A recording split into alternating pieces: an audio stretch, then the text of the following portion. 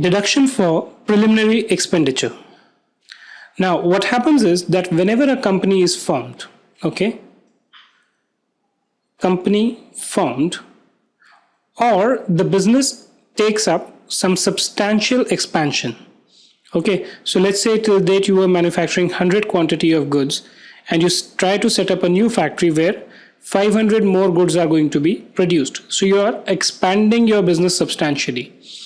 Then there are certain expenditure which are incurred by the business. Now these expenditure actually, in case let's say for example they are formed before the company is formed, are not a revenue expenditure. They are kind of a capital expenditure, right? But these expenditures are allowed as a deduction as preliminary expenditure under this particular clause, which is section 35D. So let us read them one by one. Eligible assessee. What does this mean? Who all can claim deduction for preliminary expenditure? Either an Indian company, which means what? That a foreign company cannot claim deduction for preliminary expenditure, or resident non-corporate assessee.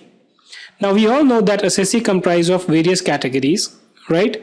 So if you are an assessee other than a corporate assessee, which means other than a company, and you are a resident, so a resident non-corporate assessee, then also you can claim deduction for preliminary expenditure. So let's say you are a firm, partnership firm set up in India, you can claim a deduction for preliminary expenditure, right? The next point is, when should the expenditure be incurred? What is the point in time when this expenditure should be incurred? It can be incurred before the commencement of business. Let's say you are setting up a new company. Before you start your business, you might incur some expenditure which will fall within the purview of preliminary expenditure, right? And what all are included here, that we will see right away. Then after the commencement of business, in connection with setting up a new unit or extension of an existing business. So there could be two situations, as we saw this here as well. When you start afresh, a company is formed, before you commence your business, before you start your business, you might incur some expenditure which could be in the nature of preliminary expenses. Or if you are setting up a new unit, or you are taking substantial expansion of business, then in those two cases also you might incur some expenditure which may qualify as a preliminary expenditure, right? In both these cases you will be allowed a deduction. Quantum of expenditure allowed as a deduction. So deduction allowed shall be allowed as least of the following two amounts. So you will compare these two amounts. Actually it is 1 and 2, A and B. You will compare A with B, and whichever is the lower, that is going to be allowed 1/5 of the amount in equal installments. So let's say if A is equal to 100, B is equal to 200, then the least of the following two is 100. This 100 is going to be allowed to you in 5 equal installments. And what are these A and B? A is actual amount incurred for specified purposes. What are these specified purposes? That we will see in the next slide. Or higher of 5% of the cost of the project or capital employed in case of an Indian company. So B is again divided into two categories, 1, 2. 1 is for the Indian company and 2 is for the other assessees, right? So in case of an Indian company, right, you will be allowed higher of 5% of the cost of the project. Meaning of cost of project, again, we see in the next slide, or capital employed. Whereas in case you are not a corporate assessee, then you are allowed a deduction for 5% of the cost of the project. So how do we proceed? We first calculate B. We then calculate A. B will be different depending on whether it's an Indian company or other assessee. Once you get the number of B, you compare it with A. Whatever is the least amongst A and B is allowed as a deduction.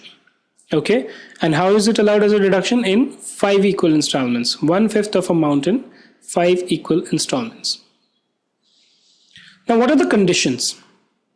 Is it that preliminary expenditure is allowed as it is? No. There are certain conditions which are to be met. The expenditure on specified purposes means the following expenditure incurred on assessee himself. So either you incur these expenses yourself or a concern approved by the board. Right? So in these cases, preparation of feasibility report or a project report, conducting market survey or any other survey necessary for the business. So let's say you want to set up a company or you want to set up a business and you want to conduct a market survey, whether this is feasible or not. Okay, so you prepare a feasibility report, you do a market survey, right? Or you incur some expenditure in respect of engineering services relating to the business, right? Now, when the assessee is a company, even the following expenditure are added to the amount what we have discussed here, right? Legal charges for drafting any agreement, fee for registering the company. I think these are self-explanatory, so I'm not getting into the details for each one of them. Legal charges of drafting and printing the memorandum of association and article of association. Share debenture issue expenses, underwriting commission, brokerage and charges for drafting, typing, printing and advertisement of prospectus. Now the portion which I am now highlighting here, this one is specific to a company, right? Where the assessee is a company, even these are added to the total cost, right? And for the other one, these are the expenditures, right? Let's move on to the next slide now to see other things relating to preliminary expenditure.